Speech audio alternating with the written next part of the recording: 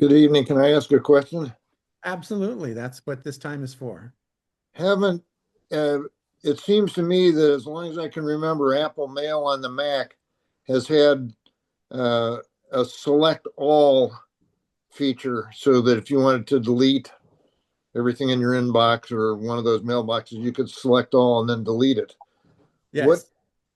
I ran into a lady who's got a MacBook Air from 2017 and select all isn't there. You have to click on at least one message so that it knows that you're in that pane, and then hold down the command key, press A, and it should select everything. Oh, okay. I, I, I didn't try, starting up in safe mode or any of that to see if, I don't think that's necessary, but if you don't have a message selected, it doesn't know what you're doing because that window isn't selected.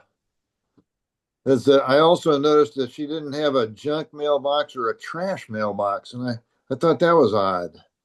I've noticed that with some people who have corrupted mailboxes, and if it's Ah, corrupted, then the best thing to do is to rebuild the mailbox. There's a command it's one of the menu choices to rebuild the yeah, mailbox.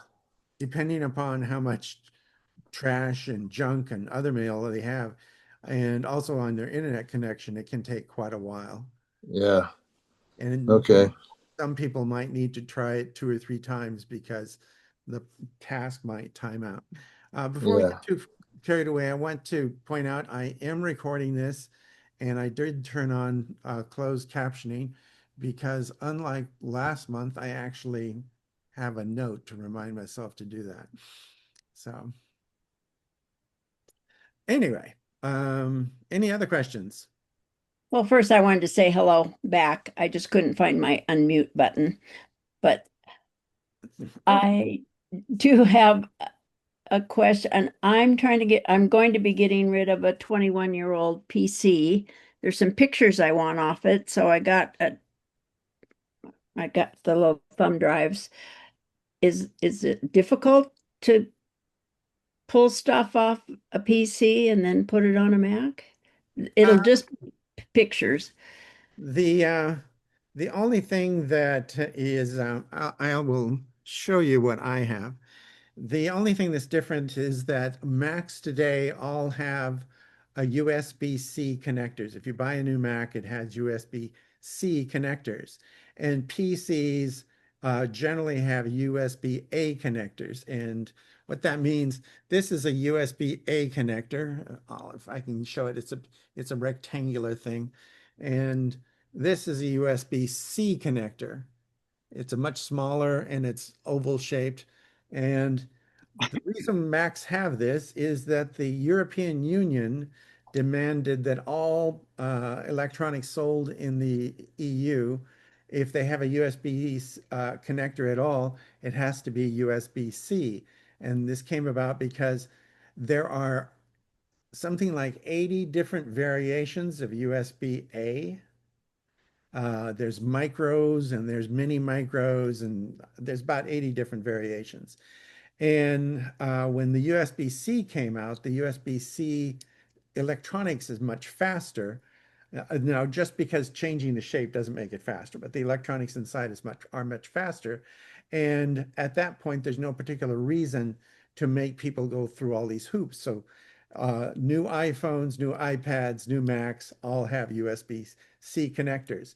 And I bought these clever little things at Costco. It's got a USB-A at one end so I can plug it into a PC, and it's got a USB-C at the other. So this is my way around it. But if you have a bunch of USB-A thumb drives, you can also get adapters. It's this little adapter that you stick on the end of it that it turns the USB-A into a USB-C. The good news, bad news, just putting the USB-C connector on it won't make it any faster. It will probably It'll probably be painfully slow to take the images off of your PC, given the age of it. But it's well worth doing. Just start it up, tell it to copy a bunch of photographs, and then go off and do something else. Go Okay, I think shopping. I got the right kind of uh it's got one end. a C and one end is a A. So I think, Absolutely. That's what you want. But the next part is just finding everything and copying it over. And there are things other than pictures as you might want, income tax things and all kinds of stuff. But just copy them off. And if you fill one up and you still have more, then the USB drives are fairly inexpensive. Um, by just as got kind of a FYI, the first USB flash drive that I ever got was 100 megabytes, and I think it was $40. And now for $40, you can go out and get um, I don't know, 128 gigabyte. I mean, it's just orders of magnitude larger. So that shouldn't really be a problem. But if you fill up one flash drive, just go out and get another. all right, thank you.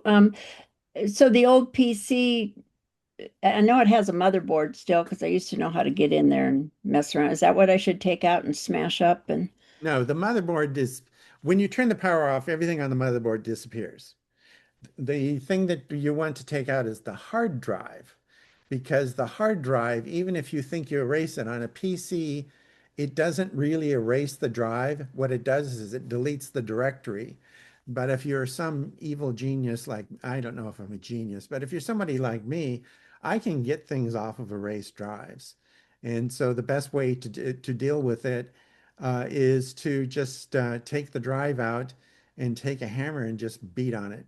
Or if you have nephews or grandchildren or something, just tell them to destroy it and they'll cheerfully do so. But the only safe way to take care of the drive is to destroy it.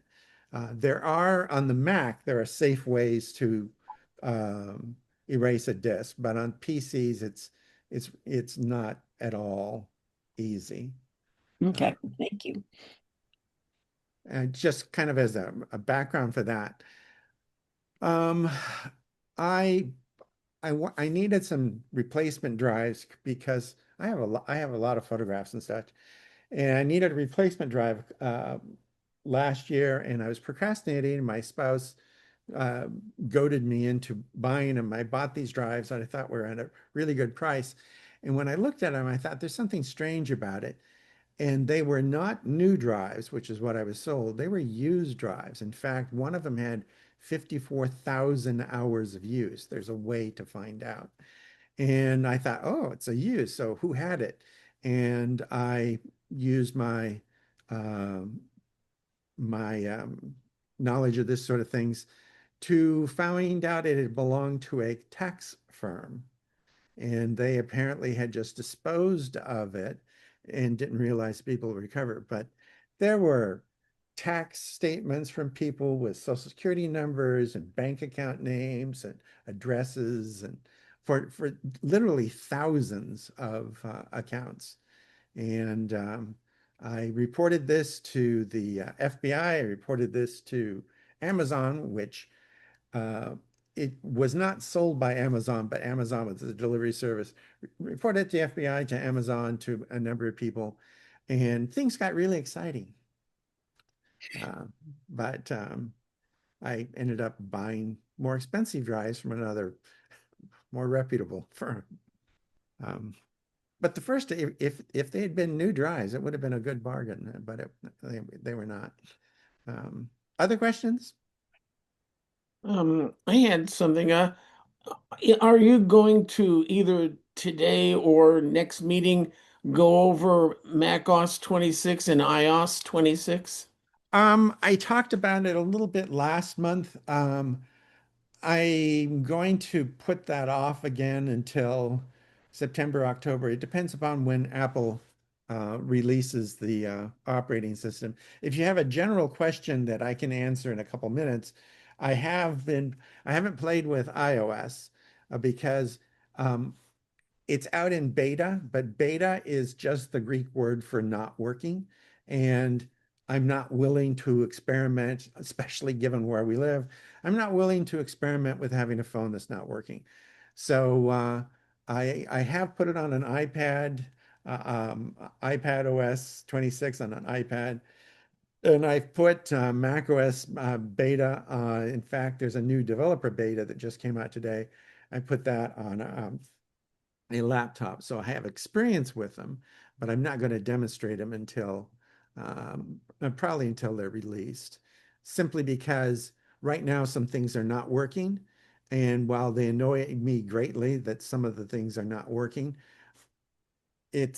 that's where the state of the art is at this particular point. One of the things that I always check is the help. There's a help application on the Mac. It's on the Mac, it's on the iPad, it's on the iOS. People don't pay any attention to it, but it's there. It's called Tips. And so I always launch Tips to see if it says anything. And when Tips comes up empty, then I know they haven't got around to writing the documentation. So it's kind of pointless to demonstrate it until it's actually working. But if you have questions, I'm more than willing to entertain questions. Lawrence, I've got one. My wife has a whole lot of movies on her computer. And I says, I think we ought to put this into the cloud. Do you have any suggestions how you take a bunch of movies? They're local movies. She's a dance instructor. These are all dances and things.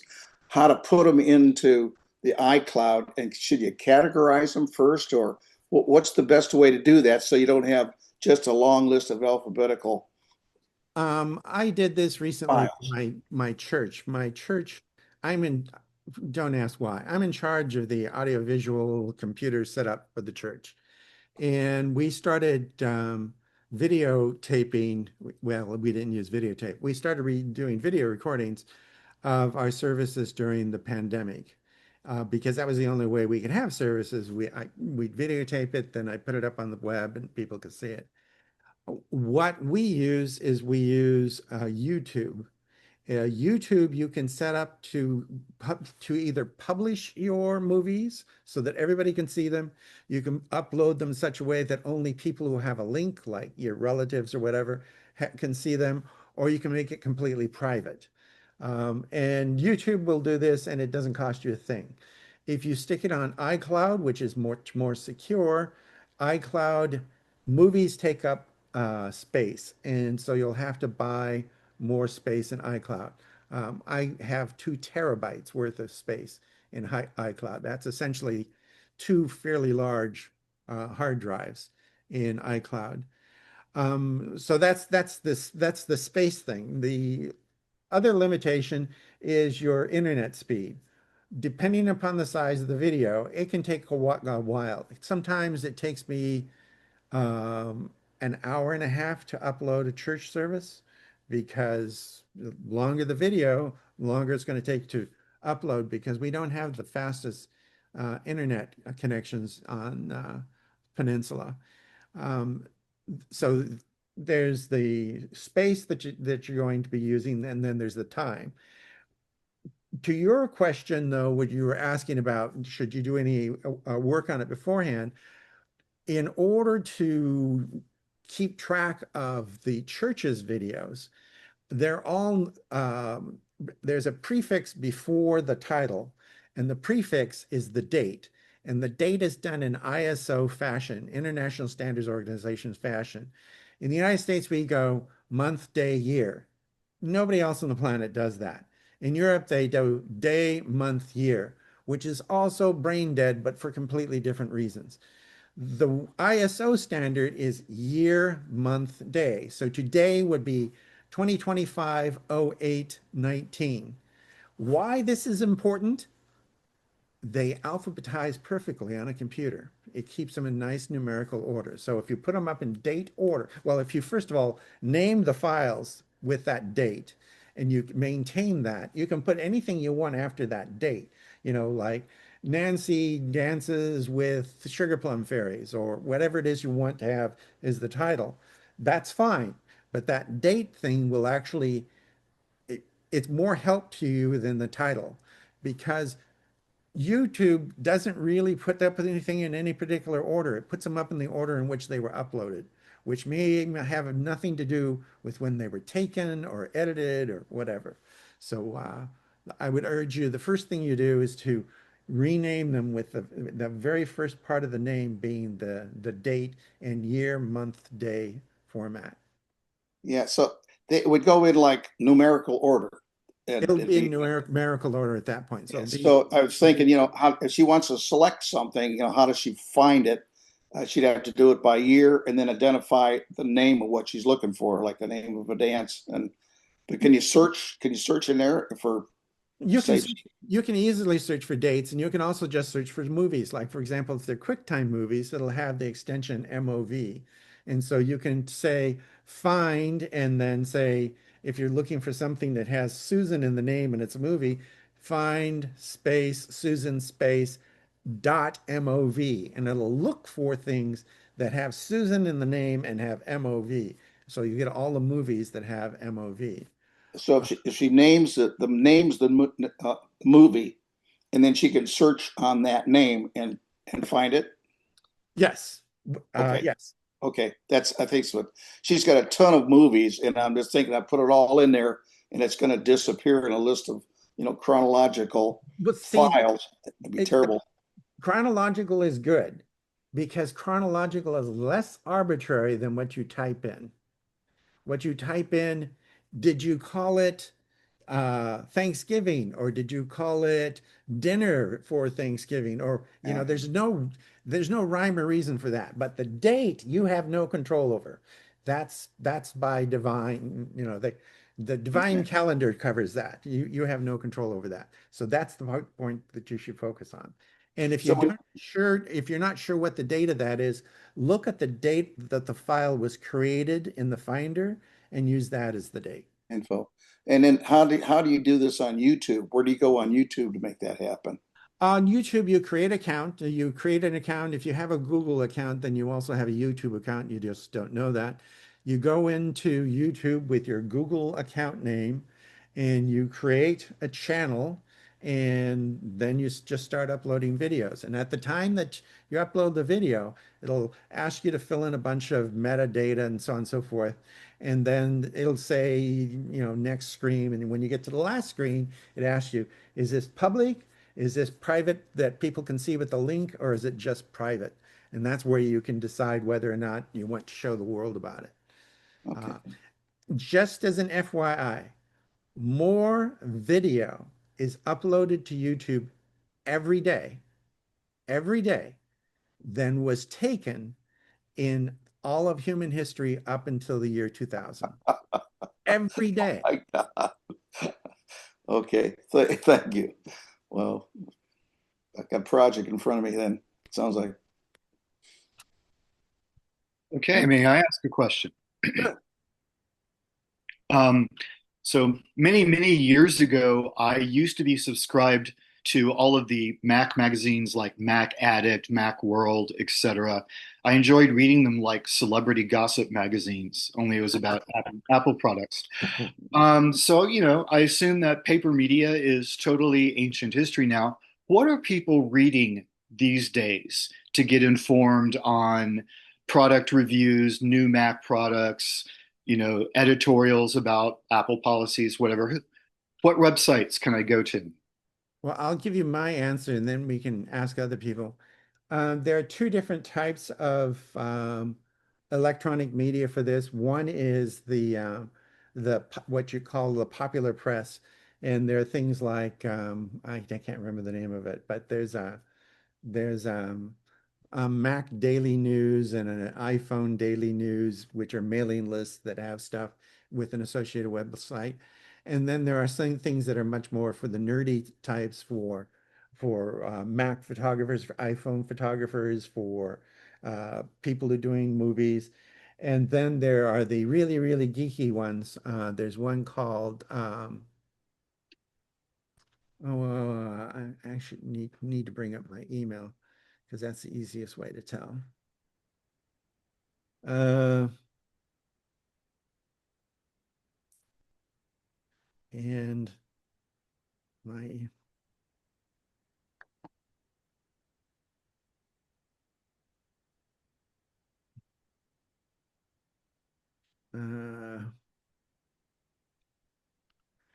There's one called the Electric Light Company, which is a mailing list.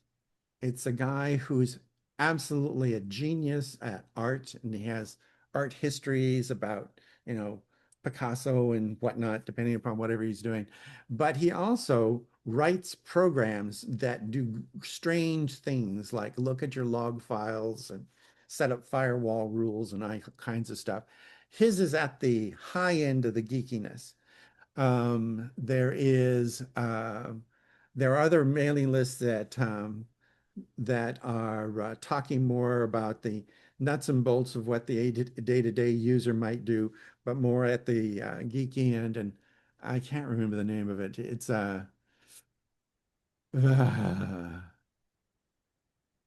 can't remember the name of it off the top of my head.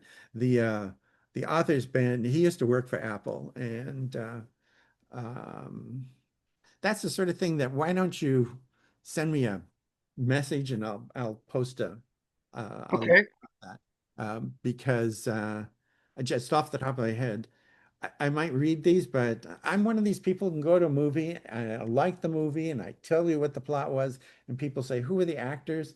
Have no idea. Who was the director? Have no idea. Who wrote it? Beats me. That's not the part I pay attention to. So I would need to actually go and look and see what it is that I um, read. But there are quite a few things out there. The difference between the really geeky ones, you have to have a fairly high level of technical understanding to understand what it is they're talking about. The popular ones, the difficulty there is that a lot of the popular ones I wouldn't trust with anything at all. They tend to review things that people gave them or they solicited, and they often review things that they just want to have. So they tend Hmm. to write positive reviews of things that I wouldn't give the time of day to. So I don't trust a lot of the popular review sites. And then there are some that they're deliberately um, work in controversy. So Apple's going down the tubes because they don't have a good artificial intelligence plan. Apple doesn't know what they're going to do after the iMac. They said this in 2001. A guy I know, he found over 8,000 articles in doing just an internet search, unique articles that said that Apple was going to go bankrupt. And some of the earliest ones date back to 1978 when they first went public, that they were going to go bankrupt. IBM was that IBM wasn't even in the PC market, but IBM was going to introduce the IBM PC and it was going to kill Apple. Well, IBM's no longer in the PC business. Commodore's no longer in the PC business. All of their competitors basically aren't around anymore. So that kind of controversy. Apple's going to go bankrupt. That gets them subscribers. That gets them people linking to their website. So there's just an awful lot of the clickbait stuff out there. But the nerdy stuff doesn't tend to be that way. But the difficulty is that you have to really know what you're talking about in order to understand what they're talking about. What I'm going to talk about today is actually fairly nerdy. So, All right. Well, thank you. I had a question, Lawrence, and this might be what you're talking about today. And if it's nerdy, I'm probably not going to understand a lot of it. But someone gave me a scanner because it was so old that she said, she wasn't using it and it only works on old computers. And so I came home and I thought, wait a second, I have one old computer. The highest operating system that it will use is Snow Leopard, and my computer has Snow Leopard. And I hooked it up and it works beautifully. What I'm afraid of is that this computer is already being funky, and I'm like, well, how do I get and then I have a new computer that's the the new chip, Well, that won't work with this. So I really love this high-end Cano scan, but it needs snow leopard. So I was looking online going, okay, I'll buy an old computer with snow leopard. Well, no, I can't find any. I mean, I don't know where to look. So I need your advice. Is this what you're, Oh, something, yeah. um, just as an FYI, Canon makes Okay. fantastic flatbed scanners. I mean, the Canon scan is a flatbed scanner. Yeah. You can go out and buy a machine old enough to use Snow Leopard. It's going to come with several downsides. One is the hard drive in it's going to be 15 years old. The average life expectancy of a hard drive is about 4. Oh, So okay. that's not great. Okay. So that's an issue. The second thing is that I was really irritated. My printer has a scanner, but the printer and actually any printer scanner, the resolution tends to be very poor. If you take a scan of a human face, you can see where it actually has little terraces as it's going through the very gradations of skin because it's not very good at the subtle variations that you have in photographs. And this Yes. irritated me greatly. So I went out and spent $89 and I got a Okay. brand new Canon Cano scan that runs off the power and everything comes from the USB. So you just plug it in and you've got a flatbed scanner. And I didn't even use the software that came with it until I found out that the software that came with it does one thing that I really like. And at that point, I installed it. But your Mac has the ability to just talk to scanners. You go in there, say, there's a new device out here, go out and grab the driver for it, and it'll install it. The Canon scanner that I bought for 89 bucks, the reason why I installed the software, I can put 4 snapshots down on the bed. And when it scans it, it gives me 4 separate files rather than just Yes. one giant one, which is really cool. So my thought is, yes, you probably can get a machine that runs Snow Leopard. There are some companies that sell those. That's not what you should search for. Search for a particular model, like say you want a Power Mac G3 or something. That will get you in the right ballpark. But I wouldn't do that because Okay. the new Canon scan that I bought, much higher resolution than one that works with Snow Leopard. The software is up to date. It runs on your current computer. Okay. I just wouldn't do that. Oh, I didn't know they were so cheap. I didn't even, I was afraid to look. I mean, I haven't really looked at scanners, but You you can mean, get some that are like $300, $400, $500. The $500 ones have one neat trick. When you put down the lid also has a light in it. So you can put in slides, 35 millimeter slides. It'll shine light through the slide. So it'll scan the slides. well, that's what I need. I have transparencies and I need high resolution, but they're 2.25. So they're big transparencies that I need very high resolution. You Yeah. probably need to have the $89 one I have doesn't shine the light down Okay. for Ooh, all that, right. like the $300, $400 ones. All right. All right. And if you're I'll looking, have to go that route.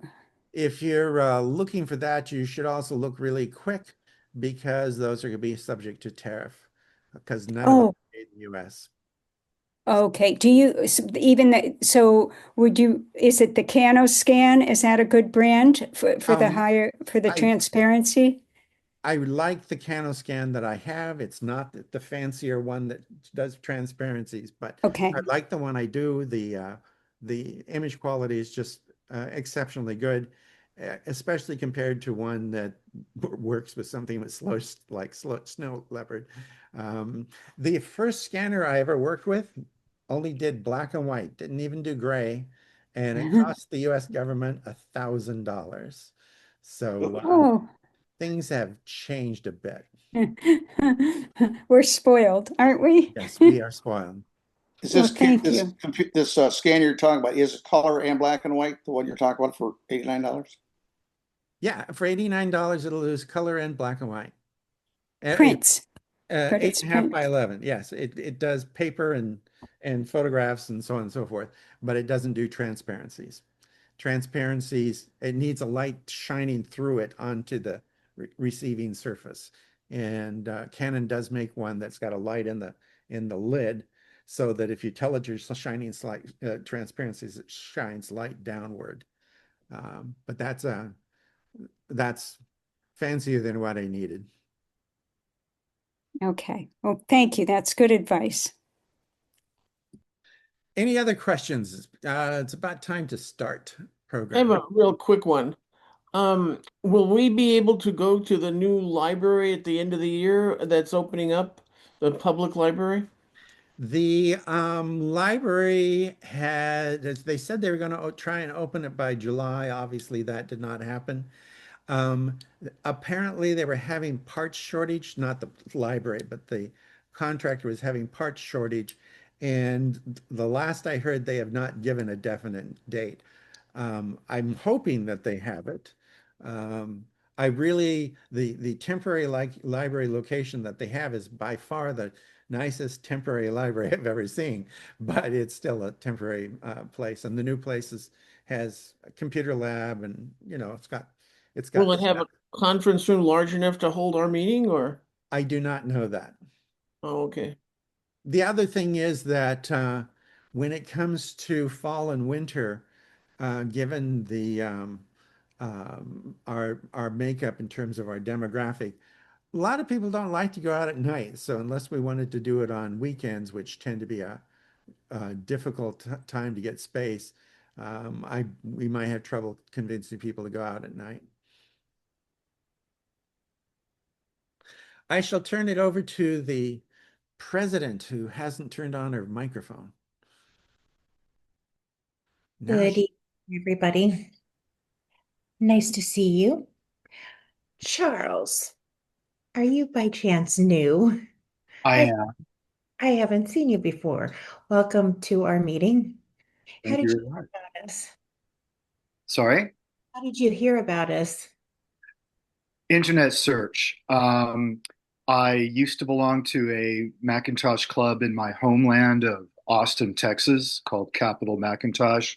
Really, really enjoyed it, and I've not been active in a group for many years. So, this is actually the only group I found in the entirety of Western Washington, but I'm not dissatisfied. Oh, great.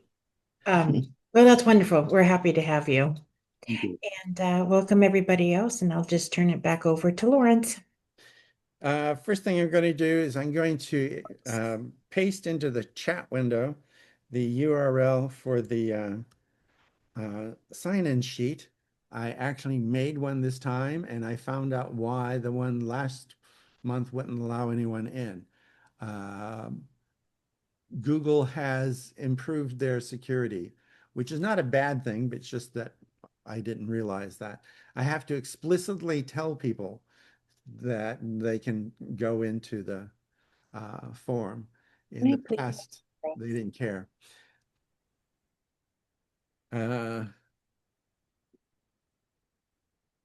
Wake up. Okay.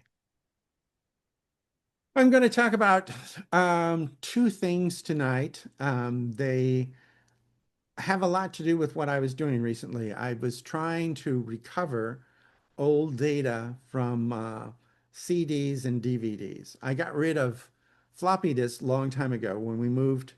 I actually held on to them until we moved out here in 2018.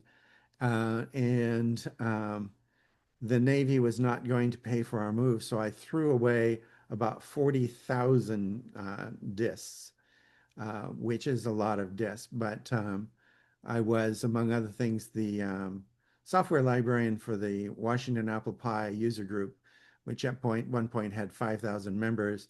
And I was the bulletin board operator for the San Diego User Group, which one point had 5,000 members. And between the two of them, there were just a lot of things that I had on floppy disks. So I threw those away, but I kept the data DVDs and CDs. And the trouble with that is that CDs have, at best, a projected life expectancy of 10 years. And I have some CDs that I purchased, audio CDs that I purchased in Japan in the 1980s. So I went into the process of recovering anything I could off of these CDs and DVDs, and that was interesting. And along the way, I found out that I could read the files, but once I had the files onto a modern machine, I couldn't actually open them up. And so one thing I want to talk about today is file formats and how to recover information when you actually have the file in hand. And there's a related topic, which is transferring files. When you send if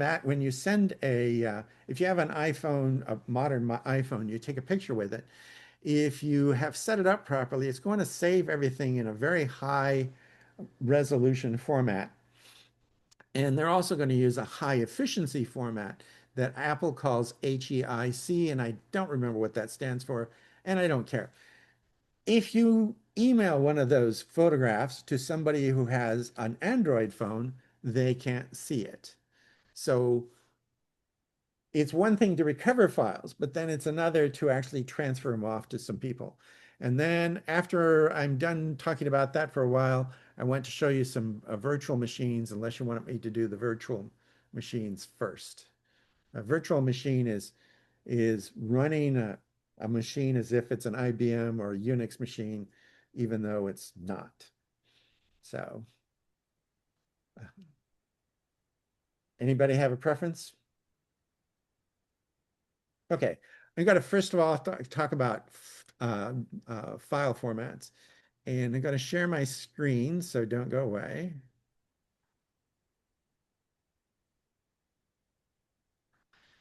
And I'm going to move this menu bar that you can't see out of the way so it stops irritating me. What happened to my, oh, there you are. As I was recovering things off of diskettes, I noticed that I had some things that were problem children. And let me see if I can change the resolution here without screwing up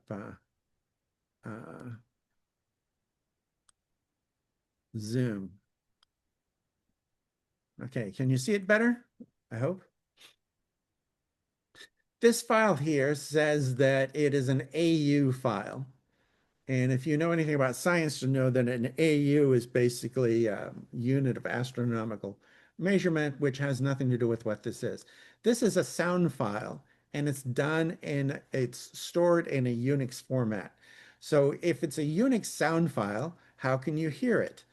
And the answer is, if you have a Mac, you can open up, that's not what I wanted to open up. You can open it up with QuickTime, and you can play it. Now, whether or not you can actually hear it is another matter. Well, I don't think there is any question about it. It can only be attributable to human error. I don't know if you could hear that, but it was from 2001. This was recorded at least sometime in the 20th century, so it's quite old. Now that you have this file, if you want to share it with someone, especially a PC user, it's completely useless because they can't hear a Unix sound file. So if you go up to QuickTime, you'll see that QuickTime has an export command, and you can say export it as audio only, and that'll try to save it as an M4A file, which is a modern audio format, but it's a modern audio format for Macs. It's not, generally speaking, something that a Android or PC user can use. So what can you do with something like that? And the answer is there are other tools out there. And the tool that I prefer for this sort of thing is called Audacity, which is a pun because it's an audio pun. And Audacity can read these files. So if I drag it over to Audacity, I can play it. Well, I don't think there is. Well, I don't think. Yes. Stop that. But I can also go say up here and say File, Export Audio, and I want to export it to a computer. I have a whole bunch of different kinds of formats. I can have an MP3 format, an AIF format. Oh, but you don't care. If you're going to send it to a PC or anybody else, if you don't know what's going on, use MP3, say export, and now that audio format, go away, is someplace on my desktop. And I have an MP3 file that I can send off to a Unix to a PC user or an Android user, and they'll be able to hear it.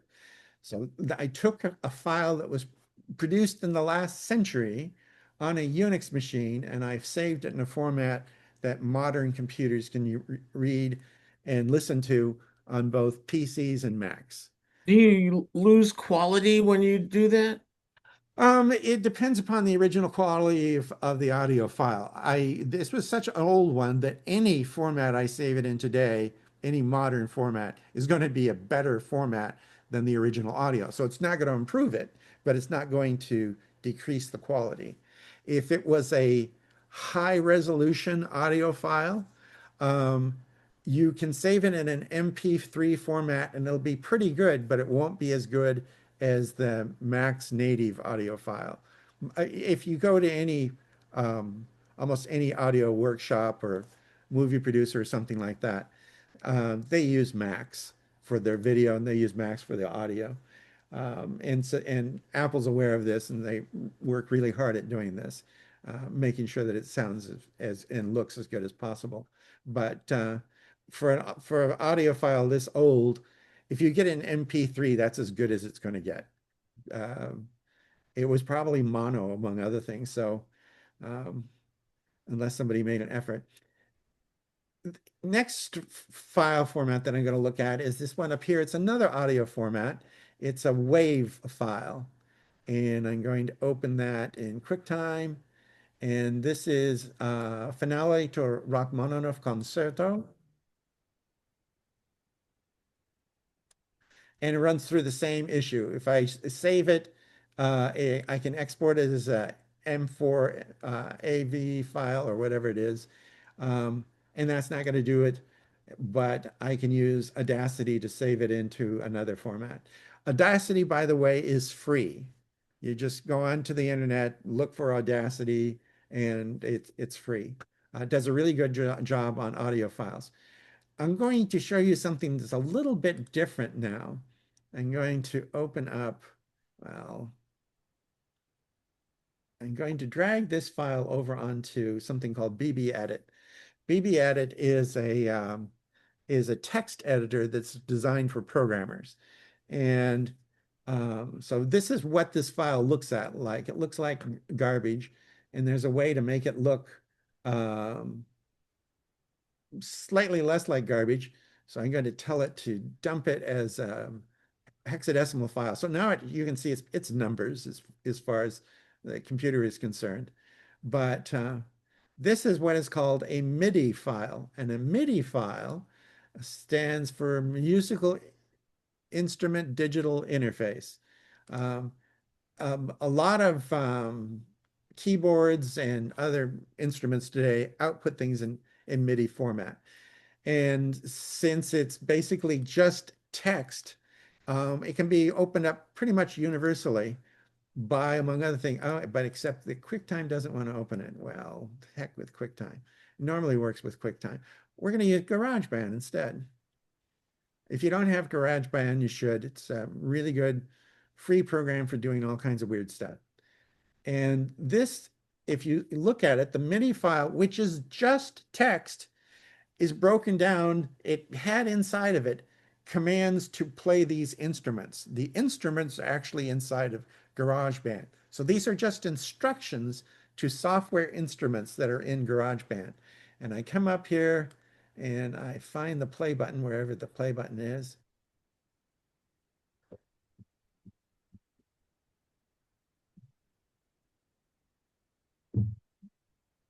It's a rock song that I like to use to irritate people.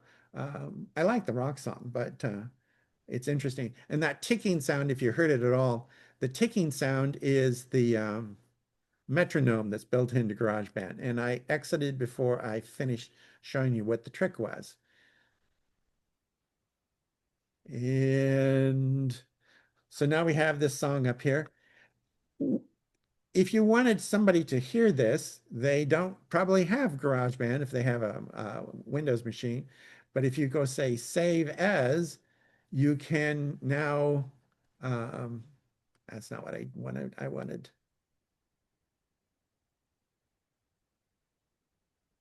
save as. I don't want it to save that way.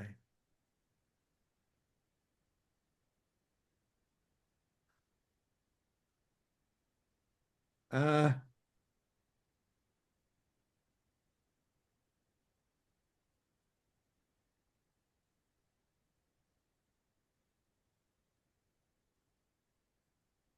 I'm looking for the export button and it's hiding. But anyway, this thing will export it as an MP3. All I have to do is figure out where it's located. And I don't see it right now. But anyway, GarageBand can actually take that MIDI file and turn it into an audio file that you can then share with other people. And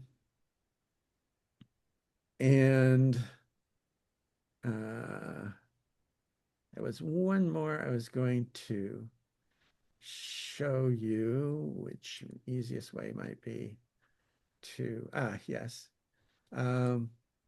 This is a WAV file, which is a Windows format. And if you're going to, because this is a Windows format, I'm kind of irritated if you send people this as a Windows file if they have a Mac. But this is where you can save it as just an audio file, and it'll save it as an audio file that they can play with QuickTime, or they can play with the music application, a new music player application. So when it comes to audio files, there are different ways in order to convert them into something that either you or somebody else can make use of. Sometimes, though, it gets a little bit tricky. As an example, I will give you my science fiction library. And where is my science fiction library?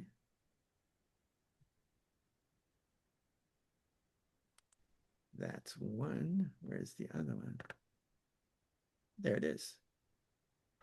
This is my science fiction library, which I haven't actually updated this in 20 some years. When I was in college, I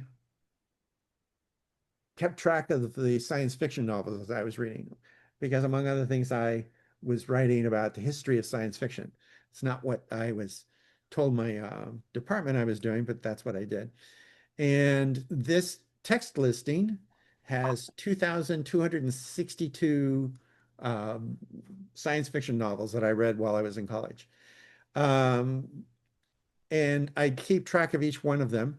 And I did it on Hollerith cards. A Hollerith card, where is a Hollerith card? Let's go back here. This is a Hollerith card. I would punch these out on a key punch machine, one card per book.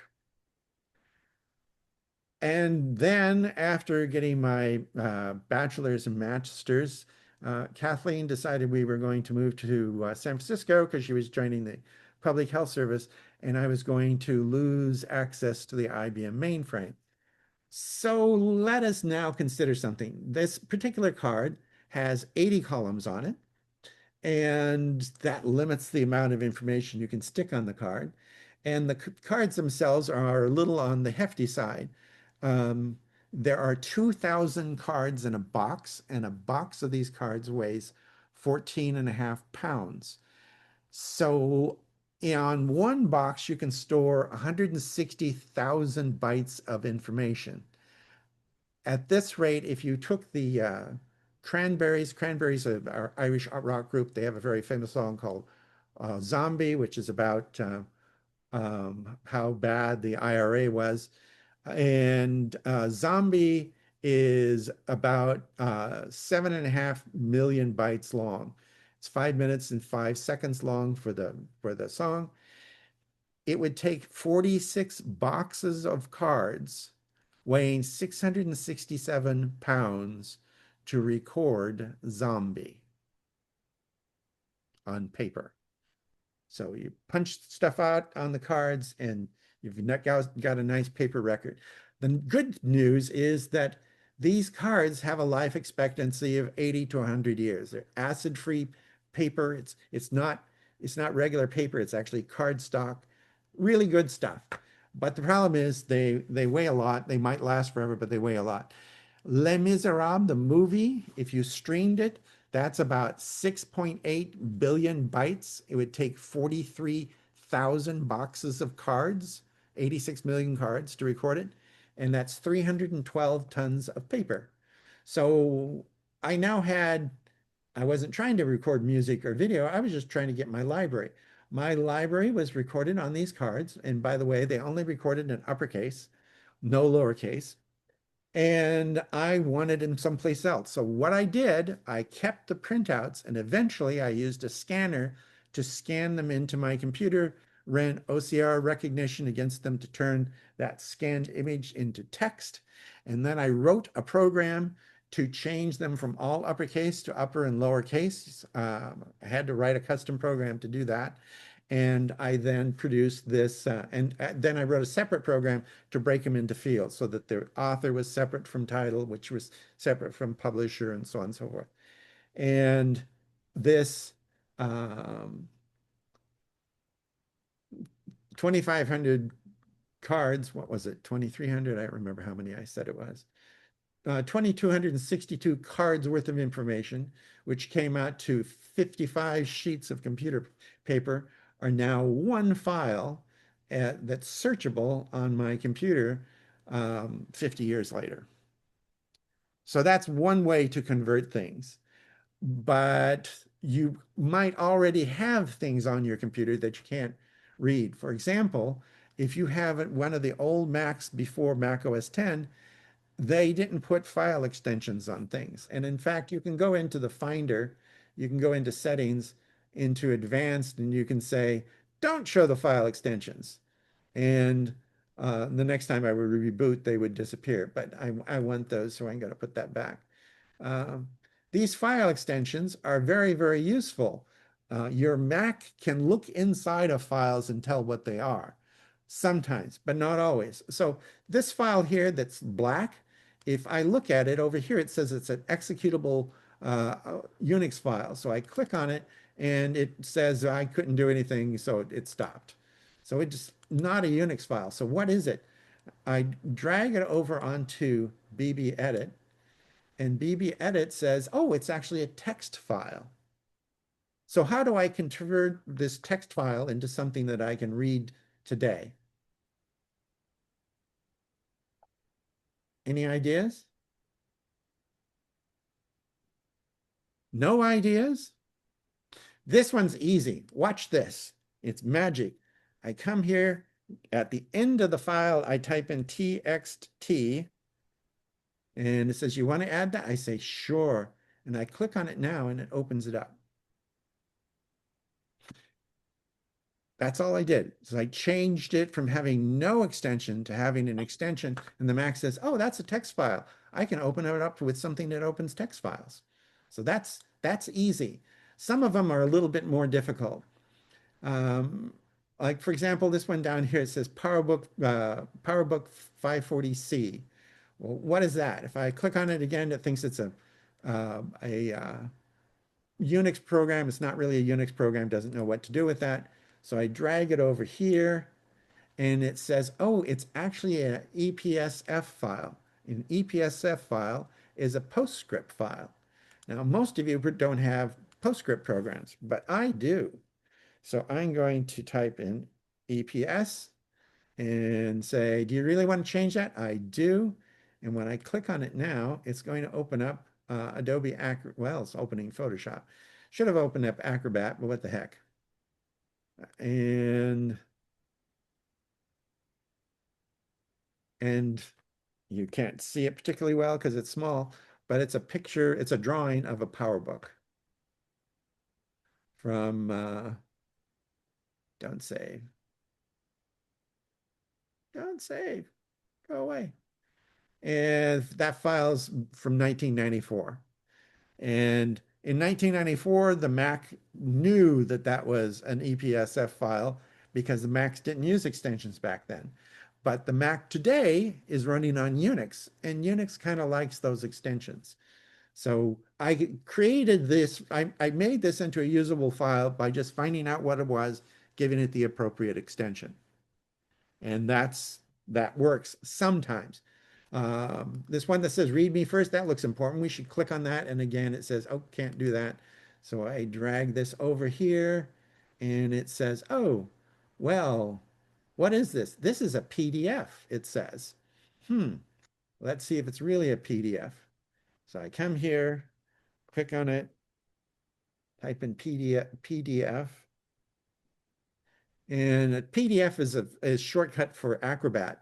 A lot of you don't have Acrobat, but if you click on it, you can say open with, you'll see that preview can open Acrobat files. So let's see. Yep, it's an Acrobat file. So I took an unreadable ancient file from 1997 and I turned it into a readable file by just changing the extension. A lot of people, though, they do this the wrong way. For example, we had a member a couple months ago who said that they were changing files for somebody else by just changing the extension. And most of the times that's not going to work. You have to make sure it's the right kind of extension. I can take this file here that says it's an HEIC file.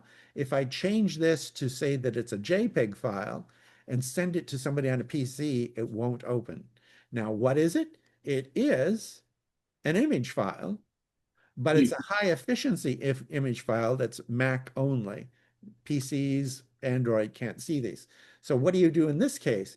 In this case, I come up to the file menu and I say export this as, and I'm in preview, as I say export as JPEG and says save, and it'll save it now as a JPEG image that PCs can see.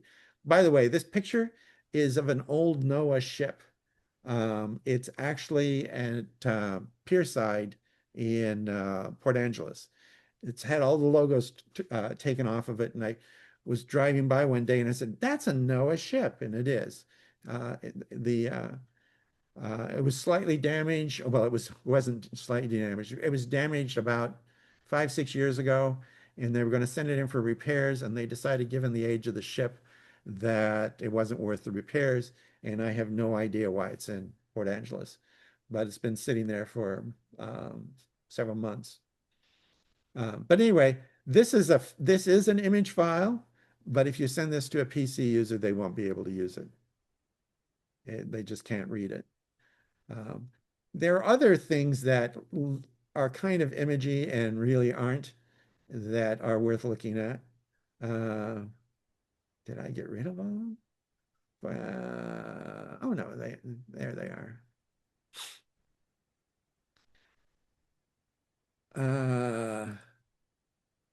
That's the text document. Don't want that one. These are all pictures. These are the very first pictures that I ever worked with on a computer. This is Venus de Milo. This is the Starship Enterprise. It's printed out 90 degrees. This is the Mona Lisa, and this is a dragon. In the very early days of computing, when I was using an IBM mainframe, this is how you created pictures on a computer. You couldn't get graphics. Graphics hadn't been invented. I used to tell my daughter, she was born in 1985. She wanted to know why old pictures were in black and white, and I just told her that color hadn't been invented. Everybody just saw things in black and white. She didn't believe me, but to some extent that's true. And the early computer art was just a bunch of text that was typed on a page. I'm going to turn off file sharing so that I can answer questions. Any questions about that? I went through that fairly quickly. I recognize that. One thing that I want to kind of emphasize is a lot of the tools you have for converting old things into new things you already have. Preview can read all kinds of image files and save them back as JPEGs. Only you're not saving them, you're exporting them. And you can do the same thing with sound files, either with QuickTime, or you can use um, Audacity, which is free. A lot of the tools either you have or you can get quite easily. And if you've had a Mac for some time, and especially if you're trying to take things from an old Mac, put them onto a new Mac, you might find that you have the files, but you really aren't sure how to read them. And one of the ways to find out how to read them is when you click on the file, instead of just double clicking on it, click on the file, use the right mouse button to pop the little thing that this menu that pops up and say open with, and it'll list all the files that can open that file, which may not be the file that you use to create it. Pages, for example, can open up Microsoft Word files. So can Simple Text. Not Simple Text. So can, what's the name of that text editor? It's called Text Edit. Can open up Word files. So a lot of things that you already have on your computer can open up these old files, but maybe not if you directly click on it. If you directly click on it, it may say, I have no idea what this is, and you have to give it a little bit of help. Do you ever use Open Office, Lawrence? I stopped using OpenOffice like 10 years ago. My reason for stopping using OpenOffice is that the project was being starved for money by the Mozilla Foundation. The Mozilla Foundation heavily funded that at the start because Mozilla wanted to be they wanted to be a rival to Microsoft, and they thought that if they just stuck with browsers and things like that, that they wouldn't be. And so they were helping with Open Office and a lot of other open software projects. Well, when they started for funding, a lot of these software projects are done by teams of people who have jobs, but a lot of them don't. And they were getting stipends from the foundation. And when the stipends dried up, they went and did something else. Yeah, I can drop stuff in Open Office sometime that I can't open, whether an Open Office opens some of the stuff up for me that I can't normally open up. Well, OpenOffice, among other things, will open files in formats that are no longer supported, and they're not just from Microsoft, but from other companies. Because I am a writer, at one time or another, I probably used close to 100 different word processors. And I'm not talking about different versions, I mean different word processors. And one of the problems you run into is that I have some files that I wrote with something called full write 15 years ago. I can't read them anymore. There's nothing out there that can convert them. So being cognizant of maintaining your archives is an important problem. I want to have access to the bibliography of things that I've written. And when I first wrote that, I wrote it in something called Scriptsit, which was a word processor for the TRS-80. TRS-80 was made by Radio Shack in the 1970s.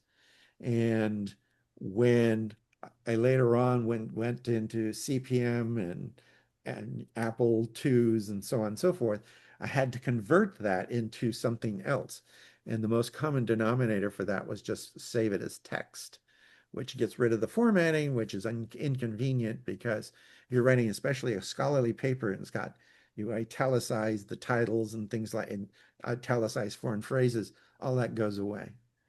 So how about files that they're like black and says EXEC on it, which I think is a PC kind of a format. No, EXEC is an executable. That's a program, and it'll try and run it on a PC. Okay, can you convert that on an iMac from that format? No. Okay. And you also want to be a little bit careful because a lot of things that say that they are text, but they end in EXE or EXEC are actually viruses. that they masquerade as text in order for you to click on them and try and open them. And then the virus attacks you. Now, they're PC viruses, so it won't do anything, but it'll torque you off a bit. But it can infect your machine, but it doesn't mean it won't raise your blood pressure a bit. Don't need that. Yeah, exe and exec it means it's an executable program, which means it's a Windows program. The Windows world, by the way, is I don't know if I'll get into it today, but the Windows world right now is in a state of flux. Apple, over its livelihood, when they first started out with the Apple II with the 6502 processor, that was just kind of a lucky break that the 6502 was available and it was cheap. And Apple built the Apple II around that. Then when they went to the Mac, they went to the 68,000, which was a Motorola chip. And they went from a 8-bit to a 16-bit chip. And then they went to 32-bit chips. And then they went to the Power PC, which was made by IBM. And they went even farther than they could go with the Motorola chips. And then they went to Intel chips because when they had the iMac, they wanted to lower their manufacturing costs and increase their software compatibility. So they went with Intel chips, which are also used by the Windows world, so the processors were very cheap. And then Intel processors kind of plateaued. So the way to make the machines faster and more capable, they put more processors in the machine. My iMac Pro over here has 8 Intel Xeon processors, which are their high-end processors, 8 of them. My M1 Mac can run races with it and beat it most of the time. So in order to get beyond that hump, Apple started making their own processors. When Apple started doing that and they were successful, then you can now go into Costco and you can buy chips that don't have Intel processors in them. They're using what's called ARM processors, and don't worry about what it's called, but it's the same kind of technology that Apple is using. They're not Apple processors, but they're built using the same kind of manufacturing. And they're doing that because they can get faster processors than you can get from Intel. Well, Intel is now saying that they're going to start making ARM processors. So the Windows world is going through these changes as well. And part of it is that if you look at your Mac today, well, I'll give you a different analogy. If you had an Apple II using whatever the Apple word processor was, which I don't remember because I never actually owned an Apple II. I just taught courses with it. You cannot out-type the Apple II processor. If you're sitting at fast type speed and you're typing away on your Apple II, you can't out-type it. That was on a 1 megahertz processor. Now, the processor I have on this machine, it's got like 16 cores, all of them 1,000 times faster than that Apple II. So does that mean I've got 16 million times more processing power? Yes. Can I type any faster than I did before? No. That extra power and the extra memory is being used to do things like video and audio. Like this, there's no way an Apple II could have a Zoom session. This takes a staggering amount of horsepower to do that. But the other thing, aside from the horsepower for the things we're doing, the other thing it uses is it's using that for intelligence to make it easier to use. If you had an Apple II and you wanted to print, Apple IIs weren't designed with printers in mind. So on an Apple II, you didn't print to a printer. You printed to a card in your machine. And then the card would talk to the printer, and it was weird. It was very weird. You couldn't have 2 monitors. You couldn't change the resolution of the monitor. The monitor that when you bought it, it was that resolution forever. And about half of all Apples actually had monochrome monitors with dark green and light green dots on it. So that power is being used to make things easier for us. and to make us, to give us the power to do things we never did before. How many of you have ever edited a movie? Raise your hand if you ever edited a movie. How many of you would have edited a movie if you didn't have a Mac? The Mac allows you to do things you haven't ever considered doing. When I started using computers, when you typed it out and you printed it, it came out in 10-point pica monospaced. Every letter was the exact same width. You can do that now on a Mac, but you have to work at it because it's normally puts out things in proportionally spaced letters. And if you want to have italics, you can do that. If you want to have colored letters, you can do that. If you want to insert a color picture in your text, you can do that. All of that's new stuff that didn't exist back with the Apple II. But that doesn't mean that the information that you created back then doesn't mean you don't want to have access to it. And sometimes to get access to it, you actually have to convert it to a more modern format. And that's what I've been doing for the last several months.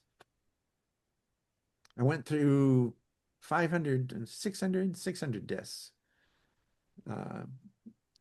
taking stuff off of them and throw them away. You know how you recycle a CD-ROM or a DVD? You throw it in the trash. The only useful thing that you can do, and I've done this before, we used to have, when we had Christmas trees at work, which was a federal building, so we didn't have Christmas trees, we had holiday trees. And you want to decorate it, I'd take CD-ROMs that we weren't using anymore, and I turn them into danglies on the Christmas tree. We had one tree one year that had 600 CDs on it. And while during the Christmas vacation, one of the janitors accidentally hit it and it crashed, and the security people had to come and rescue him because the weight of the CDs, he couldn't get out from under the tree. But there's really nothing you can do with them other than if you take a CD and you put it on fishing line and you dangle it off your roof, the birds will love it because they like the flashy object. But can you turn it into anything useful? No, you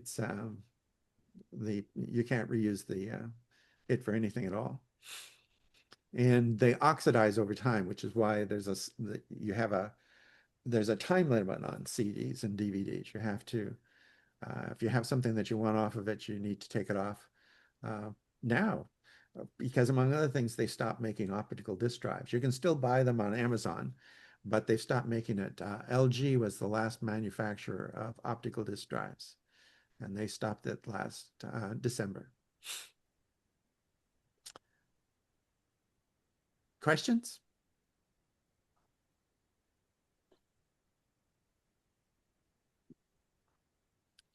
No questions? What's the topic for our next meeting? Well, I did not talk about virtual machines, and I kind of want to do that because I have a number of computers, but most people don't want to have a number of computers. And with virtual machines, it allows you to have on your Mac, you can also have a Windows machine, you can have a Linux machine, you can have a Unix machine. Actually, the Mac operating system is Unix. Most of you don't ever need to know that, but a lot of the things that I do on my Mac, I'm actually doing in Unix. Underlying the glossy veneer, there's a full-blown certified Unix operating system. Unix was invented by Bell Labs as an experiment, and the Unix world officially came into being in January 1st, 1970. The clock inside the Mac thinks that January 1st, 1970 is the beginning of the universe. And that's because that was when they licensed it to University of California, Berkeley, and the University of California, Berkeley created the Berkeley distribution of Unix. And if you, there's a way to look inside of the Mac operating system and it credits the University of California, Berkeley. So you can do Unix on your Mac right now, but you can also do Linux, you can do Windows, you can do different types of Windows. Will you go over terminal? I will definitely talk about terminal, but talking about terminal in detail, I want to kind of poll people because after about 30 seconds, most people's eyes are going to glaze over because they're never going to want to look at terminal. But that's definitely on the geeky side. But you can run a Chrome operating system on the Mac in a virtual environment. I have multiple machines, including 2 Windows machines. The 2 Windows machines, the only thing I use them for is teaching people how to safely use Windows. I don't do any of my own work on Windows. But as an example, with a virtual Windows machine, if Windows comes up with an update and they say, you know, this changes something, and I think, do I want to do that? I can make a copy of my virtual machine and save it. I know that one works, and do the update on the original. And if it torches it, I don't care. I just throw it away. It's really hard to do that. Well, you can do that with real machines, but it's expensive. I had a Windows machine that died last December. It was doing an update and it died. And it wouldn't do anything, it wouldn't even turn on. And I don't want any of you to tell people about this, because if you do, then they're going to want me to help them, and I don't want to. But a couple weeks ago, I had a brilliant idea and I got it working again. And I told some friends on the East Coast, and they were laughing at me that people would fly from the East Coast out to the West Coast to see if I could do the same thing with their machine. When Windows machines die, it's really hard to get them working again. But I got this one working again. But that's why I like the idea of having a disposable Windows machine. I get one working on my Mac. It's doing what I want it to do. I want to do something that might be dangerous. I make a copy so I can always go back to it, do my experiment. If it works, great. And if it doesn't, I can just throw it away, because all it is just space on the hard drive. Anyway, Lawrence, I asked you this some time ago. Did you ever install iCloud for Windows on one of those PCs? No, because it was about that time that Windows box died, and that torqued me off. I don't want to do it on my virtual Windows machines because I'm using those for a different purpose. I want to do that on my real Windows machine, and I just haven't got around to it. That was going to be on my list of things to do when it decided to kill itself. But it was a temporary suicide. I managed to revive it. Well, I'd like to hear how that goes if you ever do it. Well, I'm curious about it because it gives me an excuse to try something I'd never done, which is to share resources from a Windows machine on a Mac via the cloud. And I haven't ever tried that. So that'd be a worthwhile experiment. I just don't know. I'll give it a shot.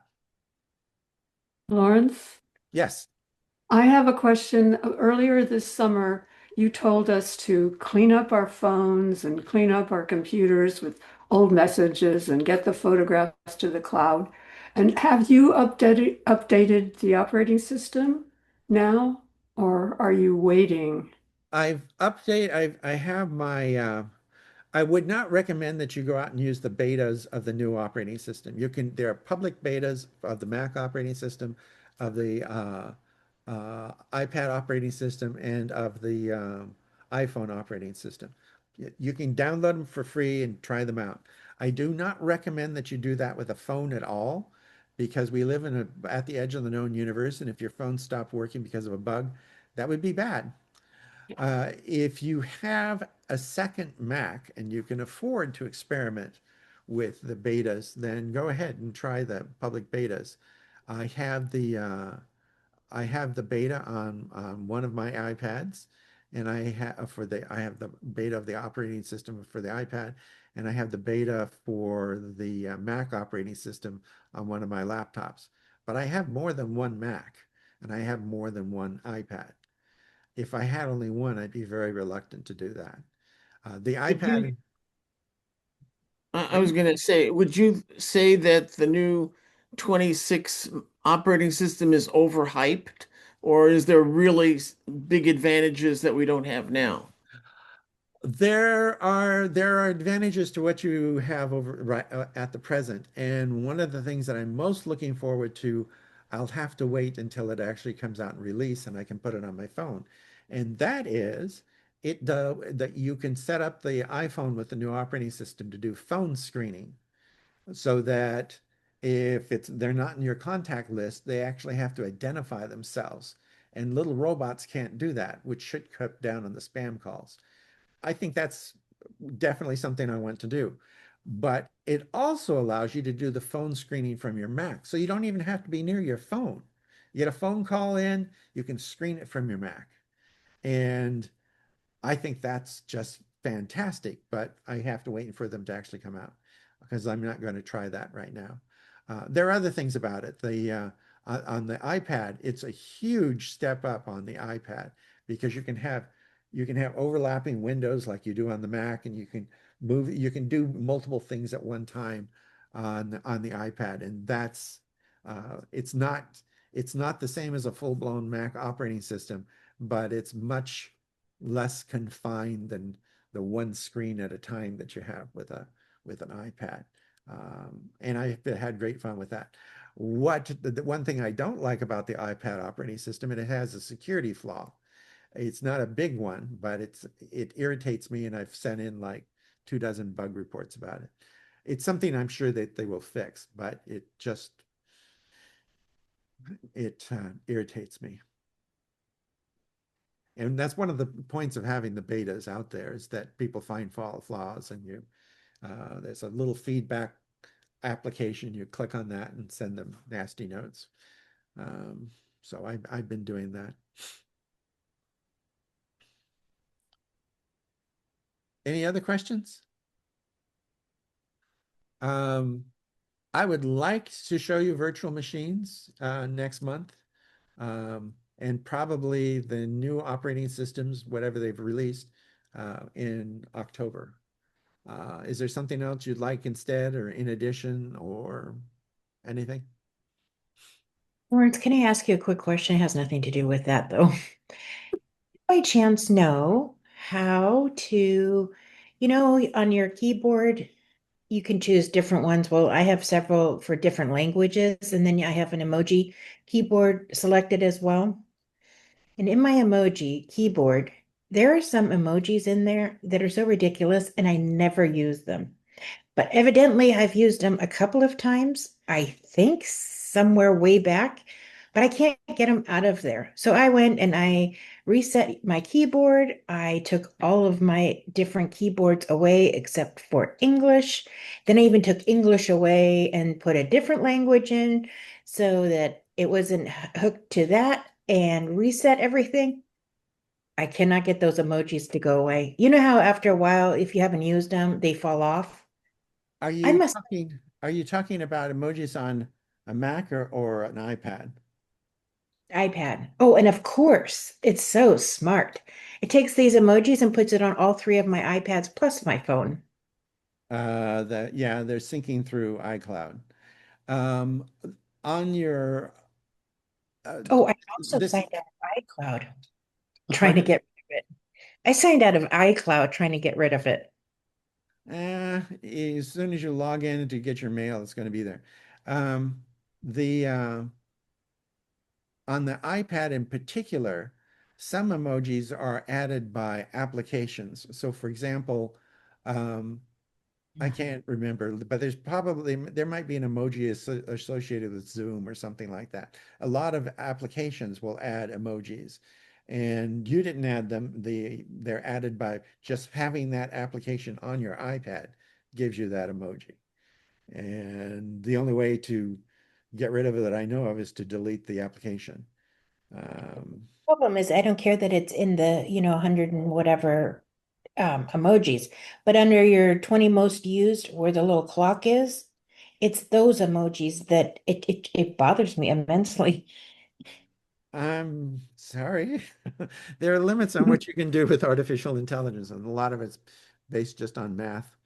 If you've used it and you use those 18 and you use that 19th one several months ago, but it was still the 19th one most used. It'll show up.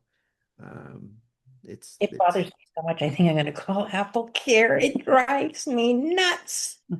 The people at Apple Care will not appreciate your call. I'll just be that special person that day that just there to irritate somebody. It's weird, the things that can aggravate me, and the emojis are one of them right now. Well, someday I should probably talk about that too. Um, I did a short little video presentation for somebody that was done entirely with memojis, not emojis, but memojis. So there was a talking, all the animals in the Oriental Zodiac were talking, and then there's a memoji of me, so it's a cartoon version of me that was talking as well. And the person I sent it to, they're a video editor for Lucasfilm, and he's been demanding that I tell him how I did it. And he's going to be really torqued off when he finally figures out that I just used my iPhone. That's funny. Such is life. Well, yeah, I'm of no help for choosing topics. Any questions? No questions? If you don't want me to talk about virtual machines next month, I was prepared to do it today, but I think it's going to be as involved as talking about file formatting. So I'll put it off till next month. If you don't want me to talk about that, you want to do something else, then send me a suggestion. But right now it's looking like we'll talk about new operating systems in October. And I don't know, there's one other thing I wanted to mention.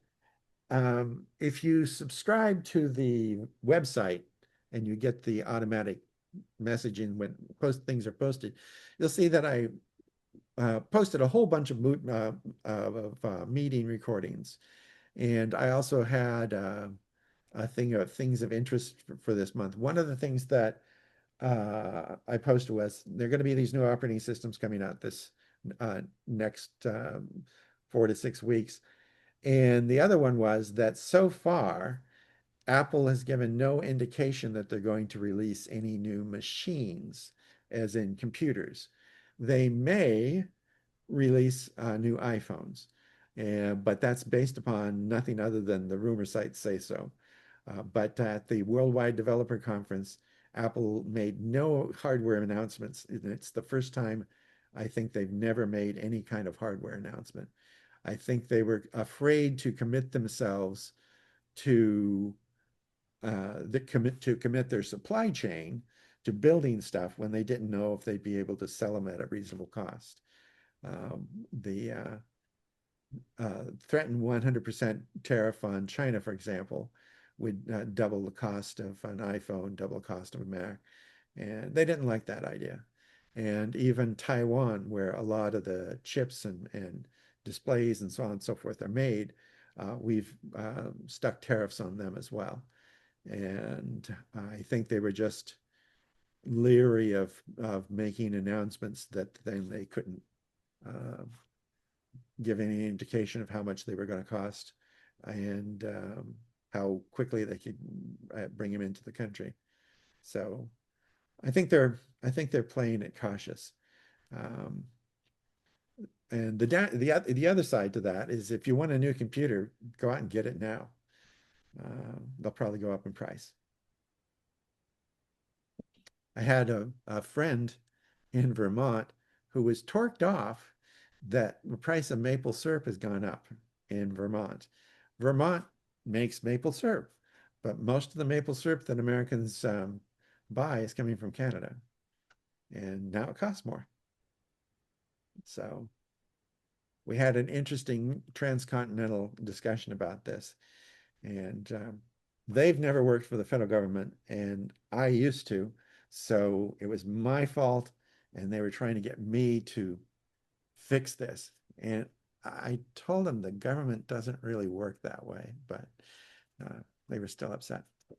So when they say they're going to invest 600 billion or whatever in production here in the United States, from them saying that to the point that they are like, it's working and they have the plants and they're actually manufacturing here, do you have any idea roughly how long that takes?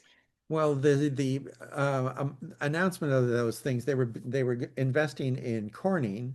Corning makes the Gorilla Glass. Well, actually, for Apple, it's not Glass, but it's a very strong glass that's on the front of the iPad and the iPhone.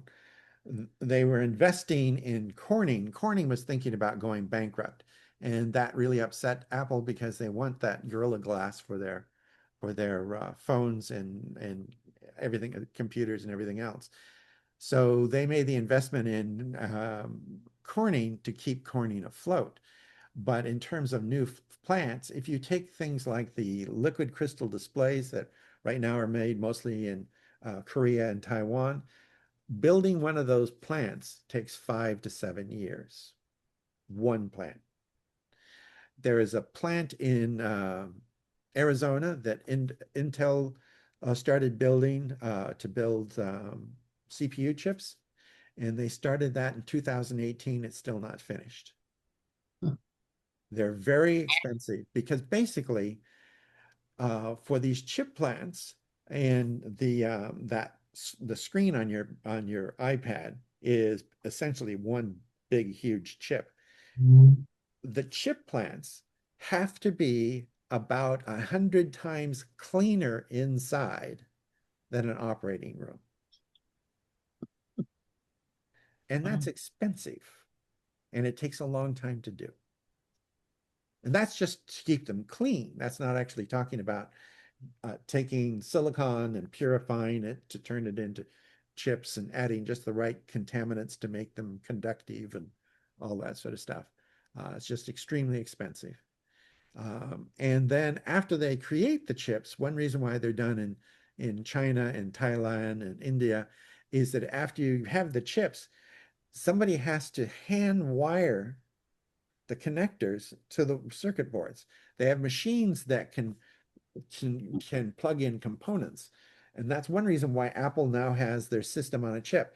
On my Mac Mini, the memory, the disk drive, the CPU, it's all one chip. One chip. But then you have to connect that chip to the motherboard, and that takes hand labor. And that's why they're done in Thailand.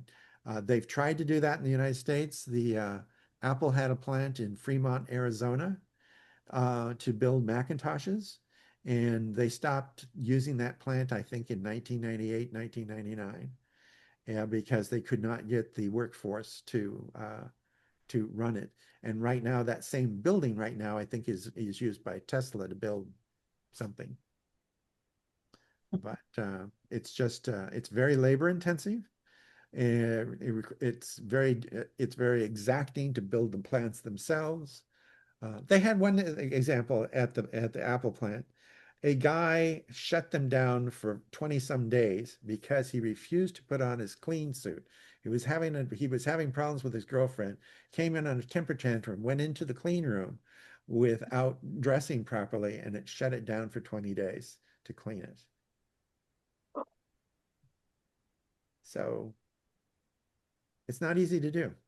It looks like magic when you have your phone in your hand, but there's a staggering amount of effort that goes into making that magic. Any other questions?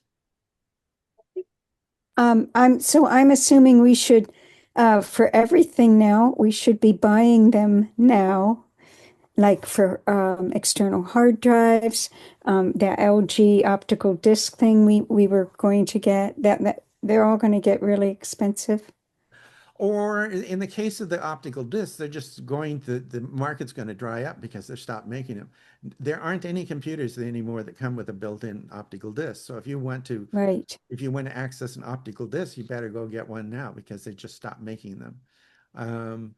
And when it comes to the computers, because of the tariffs are not a tax paid by Taiwan or China.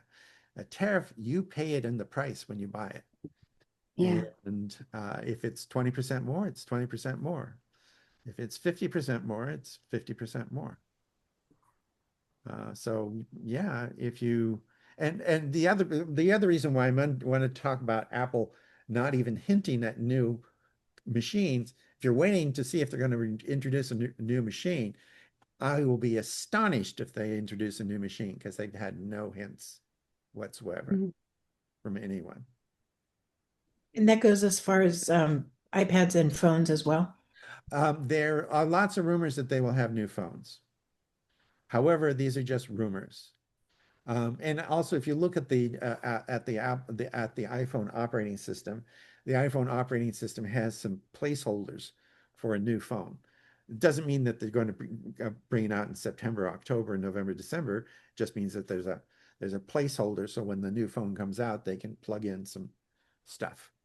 But Apple has not said anything, but a lot of the rumor sites say that there will be. However, rumor sites get clicks by having rumors, and if they don't have any rumors, nobody goes there anymore, and they don't make any money. So they have a vested interest in having rumors, even if there's nothing to substantiate them.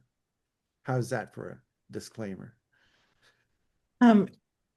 Lawrence, Peg just asked, you buy Apple Care when you purchase a new Apple product. I understand that they'll answer any questions without it. True? He says Okay, here's the Oh. I buy Apple Care for my devices, particularly things like iPhones and iPads and laptops, because if you're buying a laptop and it never leaves your desk, you probably shouldn't have bought a laptop. Laptops are more expensive than desktop machines.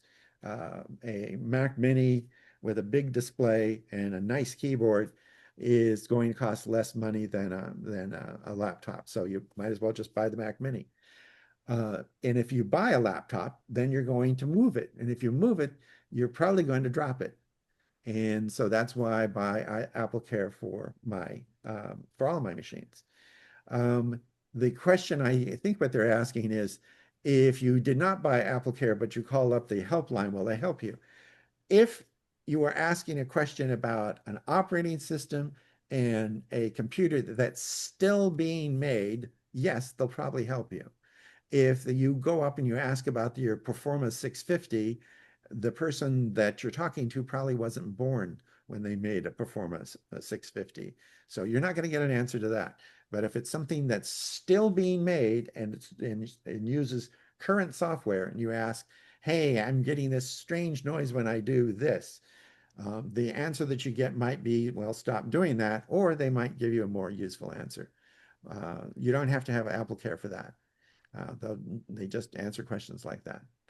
Understanding it was that software is not necessarily that you need Apple Care for, but if it's for hardware, that's when you want Apple Care, correct? Well, the question was, if you did not have, I think the way it's phrased, if you don't have Apple Care, will they answer your questions that you have? Yes, if it is about a currently made machine and you're using current software. If you're using current software, but you're using an older machine, the answer may be that they won't give you an answer. Does that help, Peg? I see her, but I don't hear her. Yes. Yeah, okay. Sorry. Yes, Okay. that does. Okay. Thank you so much. You're welcome. Any other questions?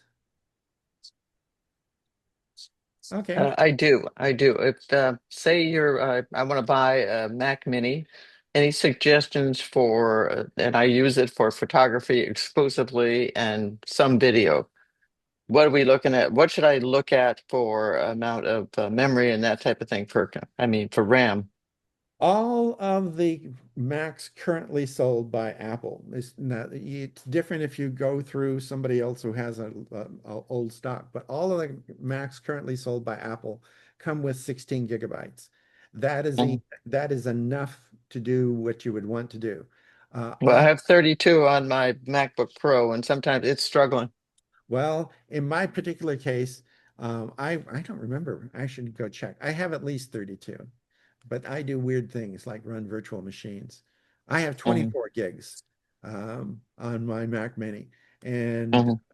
I'm very happy with it. I do video, I do photographs, I do all kinds of stuff. Mhm. So the Mac Mini with 16 or 24 is probably going to be fine. The internal drives you can get as low as half a terabyte. I got 2 terabytes, and the reason is Mhm. that even though I have external drives that I store the video and Right. And I stuff have that on, too. even though I have those external drives, the Mac Mhm. by default uses the internal boot drive to do for scratch space. So as you're Mhm. doing photography and you do undos and redos and so on and so forth, Right. Right. it's stored on the internal drive. And I was finding that with the 1 terabyte internal drive that I had on my Mac Studio, that every once in a while I'd just be short of space. I never Mhm. really ran out, but I get short and things would take longer than I wanted to. So I got 2 terabytes, even though I store everything on external drives. And the other consideration with the Mac Mini is a good screen. I happen to have an Apple Studio, and yes, they are expensive, but Mhm. the color rendition and everything is great. I have a second monitor. It's an Asus, and it's their art, uh, Mhm. color art or something like that line. Right. It's not Artisan or something. Yeah. it's not as good as the Mac Studio, but I'm happy with it. Uh, Okay. and I I have an tried. HP that is pretty good. A 32-inch that's whatever, that's 4K and yeah. I also got my keyboard with an extended keyboard with a numeric neat keypad. And the reason why I did that is that a numeric keypad has them arranged like they were on old telephones.